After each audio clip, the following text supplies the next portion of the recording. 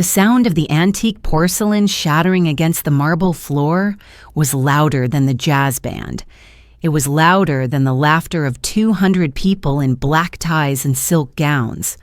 In that sudden, vacuum-like silence, the only thing I could hear was the frantic thumping of my own heart. I looked down. The vase, a Ming Dynasty reproduction I'd spent 3 months tracking down for this very night, lay in 100 jagged blue and white teeth at my feet. Then came the voice. It didn't scream, it hissed. "Look what you did!" Vanessa stepped into my line of sight. Her designer gown, a shimmering silver piece that cost more than my son's quarterly salary, caught the light of the chandeliers. She looked like a goddess, but her face was a mask of pure, ugly loathing. She didn't see a mother-in-law. She didn't see the woman who had spent all morning arranging the flowers she'd just shoved past. She saw an obstacle. "That was a rental, you clumsy, pathetic old woman," Vanessa said. She stepped closer, her perfume cloying and sweet, like rot covered in sugar. "Do you have any idea what the deposit was? Of course you don't. You can't even afford the shoes on my feet." I looked past her. I looked for Mark, my son. He was standing by the mahogany bar, a half-finished whiskey sour in his hand. He looked sharp in his tuxedo, the same tuxedo I had quietly paid for 3 weeks ago when he told me he didn't have anything to wear for his wife's 30th birthday gala. He saw me. He saw the shards. He heard the insult. The entire room, his boss, his investors, the socialites Vanessa spent 18 hours a day trying to impress, was watching him. I waited for the "Vanessa, stop." I waited for the "Mom, are you okay?" I waited for him to remember the thousands of hours I'd spent babysitting his twins so they could find themselves in Ibiza. I waited for him to remember the meals I cooked, the laundry I folded, the life I propped up with my own. Aging bones. Mark looked at his shoes. His face turned a deep, shameful red. But it wasn't a protective red. It was the color of a man who was embarrassed to be related to the help. "Vanessa, just calm down," he muttered, his voice weak. He didn't look at me. "Mom, maybe you should just go to the kitchen. You're making a scene. You don't belong out here." The kitchen. Like a servant who had dropped a tray. Something inside me snapped. It wasn't a violent break. It was the quiet, final sound of a bridge burning to ash. I didn't cry. I didn't apologize. I slowly knelt, my knees popping with a dull ache, and picked up a single shard of the blue porcelain. I stood back up, my spine straighter than it had been in years, and placed the shard gently on the linen-covered table. "Useless?" I asked. My voice was low, steady. "Yes, useless!" Vanessa barked, emboldened by Mark's cowardice. "You're a burden, Eleanor, a dead weight. You contribute nothing. You pay for nothing now. Get out of my sight before you break something else we have to pay for." I looked at her with the cold, detached curiosity of a scientist looking at a virus. I didn't say another word. I picked up my worn leather purse, walked past the silent guests, and exited through the grand double doors. I didn't stop at the valet. I walked to the edge of the long, winding driveway, where the shadows of the oak trees swallowed the glow of the mansion. The night air was crisp, biting at my skin, but I felt a strange, terrifying warmth. I pulled my phone from my bag. My fingers were steady. I dialed a number I hadn't called in 5 years. "Mr. Sterling," I said when the line connected. "Eleanor?" The voice on the other end was deep, professional, and immediately alert. "It's nearly 10 on a Saturday. Is everything all right?" "No, James, it's a termination. Initiate protocol 0. There was a silence on the other end, a heavy, pregnant pause. "Protocol 0? Eleanor, that's the scorched earth policy. That's the end of the line. The house, the business collateral, the trust accounts, the leases, it all goes back to the holding company. Are you absolutely sure? I looked back at the mansion.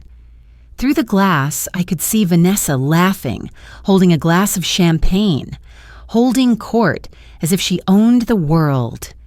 She called me useless, James, I said. My voice was devoid of any emotion. She said I contribute nothing. I think it's time to show her exactly what I contribute. I understand, James replied. I'll be there in 20 minutes. I'll bring the team. Bring the eviction notices, James, and cancel the caterers. Right now. I sat on a cold stone bench at the edge of the property and watched the stars. To Mark and Vanessa, I was Eleanor Vance, the quiet widow who lived on a Social Security check and drove a 10-year-old Honda. They thought I was a charity case. They thought my small apartment was all I could afford. They were wrong. My late husband, Robert, and I didn't just work. We built Vance Logistics from a single truck into a shipping empire that touched 3 continents. When Robert died, he didn't leave me a pension. He left me the controlling interest in a firm valued at $400 million. I had stepped down as CEO to find peace, but I remained chairwoman of the board. I made more in a single afternoon than Vanessa would see in a lifetime. But we wanted Mark to be a man. We wanted him to build something. So we kept the wealth a secret. When he told me 3 years ago he couldn't afford a house, I didn't give him the money. I had a shell company called Obsidian Holdings buy a $12 million mansion and lease it to him for $500 a month. I paid the other $11,500 myself every month in secret. When he needed capital for his consulting firm, I didn't write a check. I instructed my bank to approve a high-risk loan, backed by my own personal stock. The cars, mine, the vacations, my points, this party, my credit card. I was the invisible foundation of their entire existence. And tonight, they had kicked the foundation. 3 black SUVs pulled up the driveway with the precision of a motorcade. James Sterling stepped out of the lead car looking every bit the high-powered shark he was. Behind him were 4 men in suits, security, and a man with a clipboard. Mrs. Vance, James said, bowing his head. He handed me a leather-bound file. The bank has frozen the accounts. The credit cards are dead. The catering manager has been notified. We are ready. Let's go, I said. Walking back into that ballroom felt different. 20 minutes ago, I was a ghost.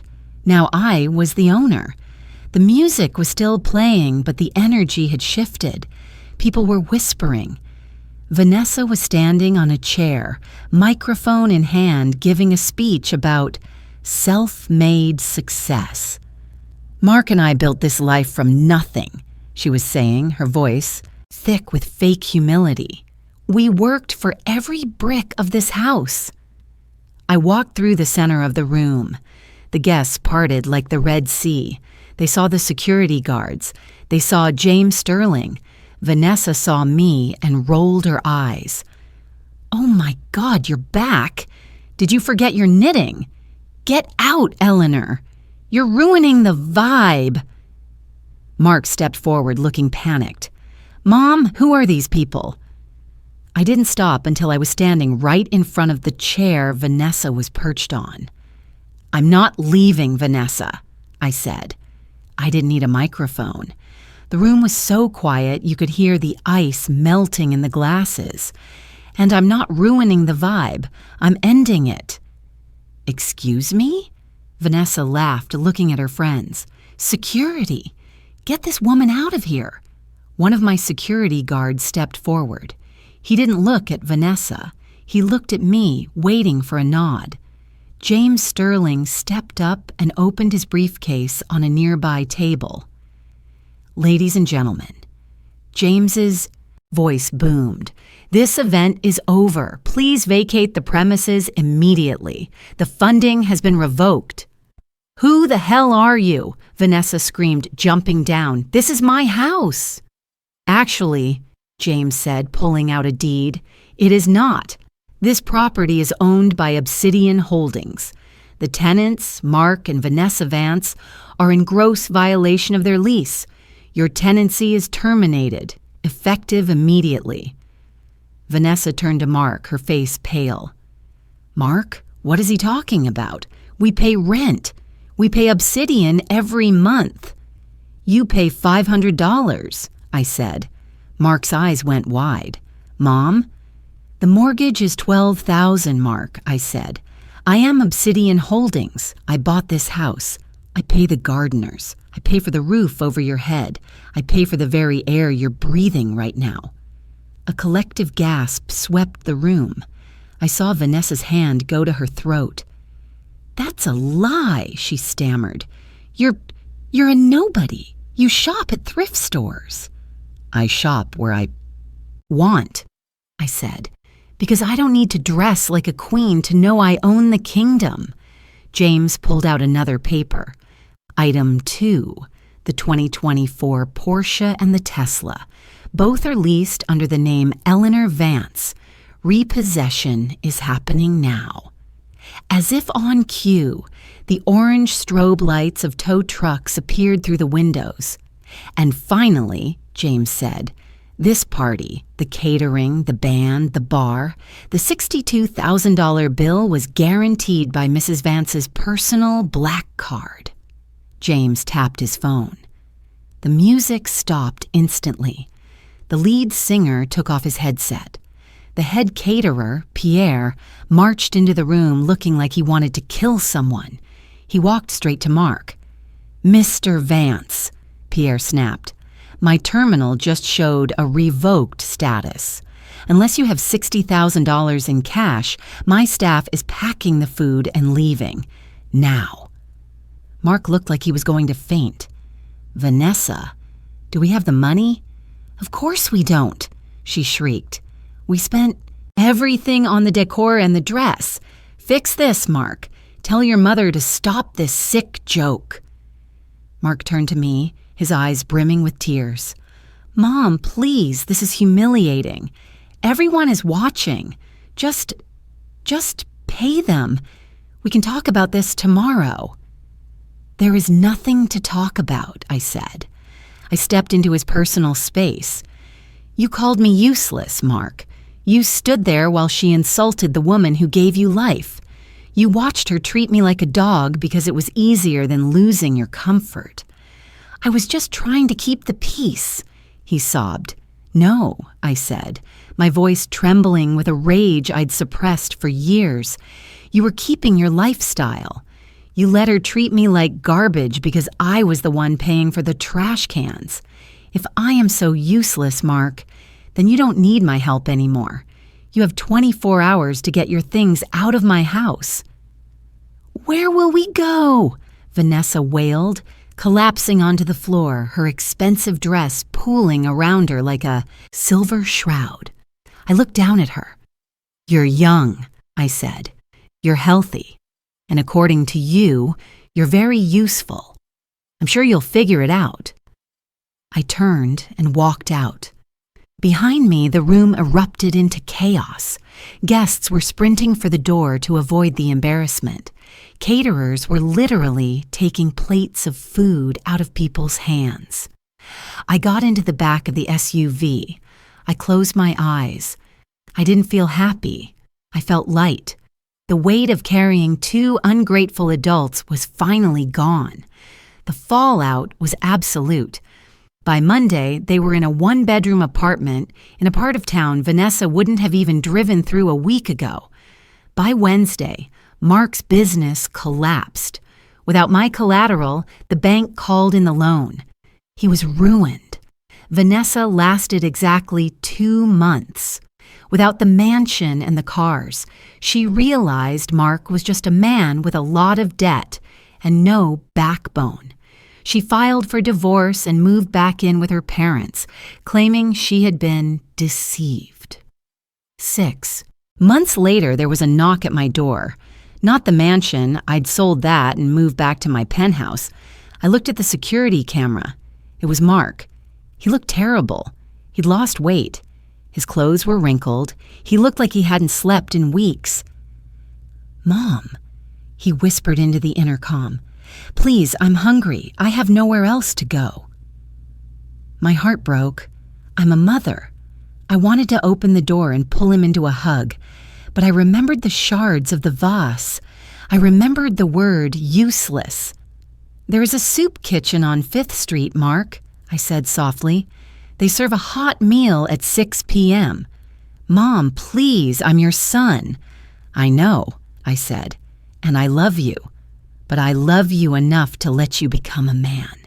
You can't be a man if I'm always cleaning up your mess. Goodbye, Mark." I turned off the monitor. 2 years have passed since then. Mark works construction now. It's hard, back-breaking labor. He rents a studio. He walks to the bus stop every morning at 5 a.m. We meet for lunch once a month at a small diner. He pays for his own sandwich. Last week, he sat across from me. His hands were rough and scarred. His fingernails were stained with grease. But when he looked at me, his eyes were clear. "I got promoted to foreman today, Mom," he said. I smiled. "That's wonderful, Mark." "And Mom?" He hesitated, reaching across the table to touch my hand. "I'm sorry for everything. You were never useless. I was the one who didn't know how to be useful." I squeezed his hand back. Sometimes the most useful thing a mother can do is nothing at all. My name is Eleanor Vance. I am a chairwoman. I am a mother, and I am far from useless.